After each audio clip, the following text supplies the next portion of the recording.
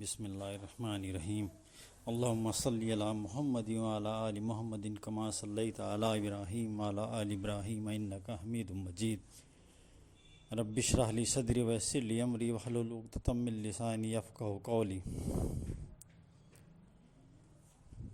آج کا ہمارا تقریر کا موضوع ہے 4 امام۔ اس میں جو حق کی بات ہوگی وہ اللہ سبحانہ و تعالیٰ کی طرف سے ہوگی، اور جو غلطی ہوگی وہ میری اور شیطان کی طرف سے ہوگی۔ میری درخواست ہے کہ آپ لوگ میری تقریر کے اوپر دھیان دیں اور میری غلطیوں کو نظر انداز کریں۔ آج کے دور میں اسلام میں 4 امام کی بڑی اہمیت مانی جاتی ہے۔ یہ 4 امام ہیں: امام شافعی، امام احمد، امام حنبل، امام ابو حنیفہ۔ 4 مسلک کے لوگ پوری دنیا میں پائے جاتے ہیں، لیکن ان 4 اماموں کے بارے میں جو لوگوں کے دماغ کے اندر ایک طرح کے خیالات ہیں وہ ہمیں قرآن مجید سے کہیں بھی نہیں ملتے۔ لوگ مختلف کتابوں کا، مختلف حدیثوں کا حوالہ دیتے ہیں کہ 4 امام ہوں گے، چاروں صحیح راستے پر ہوں گے، اور چاروں میں سے آپ کسی بھی ایک امام کی اتباع کر لیں تو آپ کامیاب ہو جائیں گے۔ اس طرح کی حدیثیں، اس طرح کے بیانات اکثر سننے کو ملتے ہیں۔ جب ہم ان اماموں کے بارے میں تحقیق کرتے ہیں کہ امام کون ہیں، ان کا وجود کب سے آیا، تو ہمیں پتہ چلتا ہے کہ ہمارے حضور کے دنیا سے جانے کے بعد قریب 150 سال کے بعد ان اماموں کا پتہ چلتا ہے۔ اب 150 سال کے درمیان میں جتنے بھی لوگ گزرے وہ صحابہ اکرام، تابعین، تبع تابعین، اگر ہم ان کی زندگی کے بارے میں غور کریں تو یہ کہنا مشکل ہو جاتا ہے کہ وہ کون سے امام کی اتباع کر رہے تھے۔ اگر اماموں کی اتباع کرنا اتنا ہی ضروری ہے تو پھر وہ لوگ جو صحابہ اکرام، تابعین، تبع تابعین گزرے ہیں، ان کے دور میں تو کوئی امام تھا ہی نہیں۔ وہ تو واحد اللہ اور اس کے رسول کے اتباع کر رہے تھے۔ اور جب کہ ہمارا یہ کہنا ہے، ہمارا سب کا یہ ماننا ہے کہ وہ امت صحابہ اکرام کی، تابعین اور تبع تابعین کی ایک بہترین قوم تھی، اور ان کے دور میں اسلام بہترین طریقے سے دنیا میں رائج تھا۔ آج ہم نے اماموں کو اپنا ایسا رہبر بنا لیا، جبکہ پورے قرآن مجید کے اندر ان اماموں کا کوئی ذکر نہیں ملتا۔ آپ اگر ایک ورڈز قرآن کا پڑھیں تو اللہ تعالیٰ نے کہیں بھی کسی بھی امام کا ذکر نہیں کیا۔ بار بار اللہ تعالیٰ قرآن مجید میں فرماتا ہے واطیعوا اللہ واطیعوا الرسول، آپ میرا کہنا مانو، میرے رسول کا کہنا مانو، میری اطاعت کرو، میرے نبی کی اطاعت کرو۔ جب ان اماموں کا اتباع کرنا اتنا ہی ضروری ہے تو کیا اللہ تبارک تعالیٰ ان اماموں کا ذکر کرنا قرآن مجید میں بھول گیا تھا؟ نعوذ باللہ۔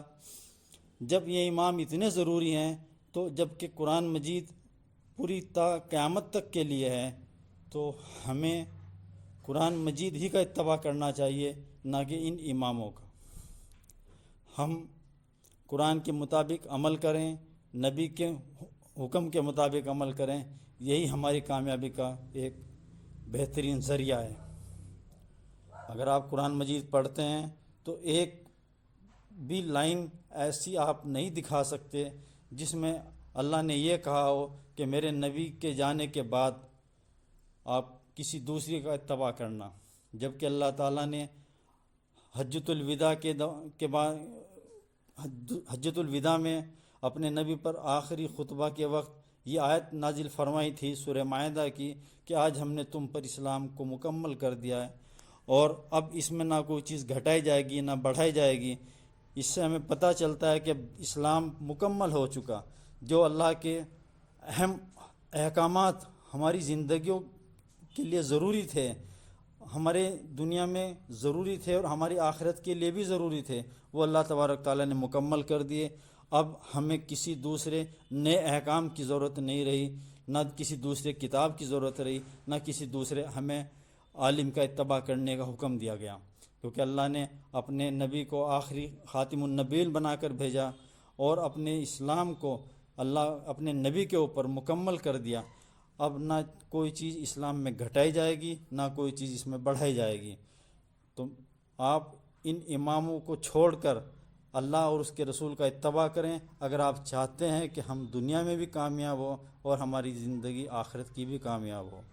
ہمیں چاہیے کہ ہم قرآن مجید کو پڑھیں، اس کو سمجھیں، اس پر عمل کریں اور اس کے مطابق زندگی گزاریں۔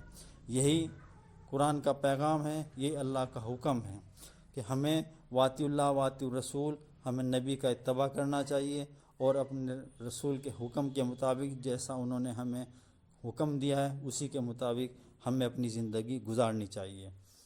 ان چار اماموں نے پوری امت کو بانٹ رکھا ہے، اور آج امت جو فرقوں میں جگہ جگہ بٹی ہے، جگہ جگہ امت کے اندر جھگڑے اور فساد پھیل رہے ہیں، ان سب کی وجہ یہ چار امام ہی ہیں۔ ہمیں ان اماموں کو چھوڑنا چاہیے، ان کی لکھی ہوئی کتابوں کو چھوڑ دینا چاہیے، ہمیں قرآن کے مطابق ہی عمل کرنا چاہیے، جس کی ذمہ داری اللہ نے لی کہ نہ تو اس میں شیطان کا دخل آگے سے ہو سکتا ہے اور نہ شیطان اس میں پیچھے سے جا سکتا ہے۔ اس کی ہم حفاظت کرنے والے ہیں، اور یہ لوح محفوظ میں ان پاک صحیفوں میں ہے جن کو پاک فرشتے ہی ہاتھ لگا سکتے ہیں۔ تو یہ وہ مقدس کتاب ہے جس کے اللہ نے حفاظت کی ذمہ داری لی، اور اللہ تعالیٰ فرماتا ہے کہ اگر ہم اس کو پہاڑ پر نازل کرتے تو پہاڑ بھی ریزہ ریزہ ہو جاتا۔ تو ہم نے ایسی مقدس کتاب کو تو چھوڑ دیا اور دوسری کتابوں میں الجھ کر رہ گئے، جو ہمیں فرقوں میں بانٹتی ہے، ہمارے اندر اختلافات پیدا کر رہی ہے اور ہمیں آپس میں لڑائی اور جھگڑوں میں بانٹ رکھا ہے۔ آج امت کو چاہیے کہ وہ ان اماموں کو چھوڑ کر اپنے نبی کے لائے ہوئے اسلام پر اور اللہ کے بھیجے ہوئے قرآن پر عمل کرے اور اسی کے مطابق اپنی زندگی گزارے اور اسی کی طرف دوسرے لوگوں کو بھی بلائے۔ وآخر دعوانا والحمد للہ رب العالمین۔ جزاک اللہ خیر محمد ما هو اہلہ۔ اللہ تعالی ہمیں عمل کرنے کی توفیق عطا فرمائے، آمین یا رب العالمین۔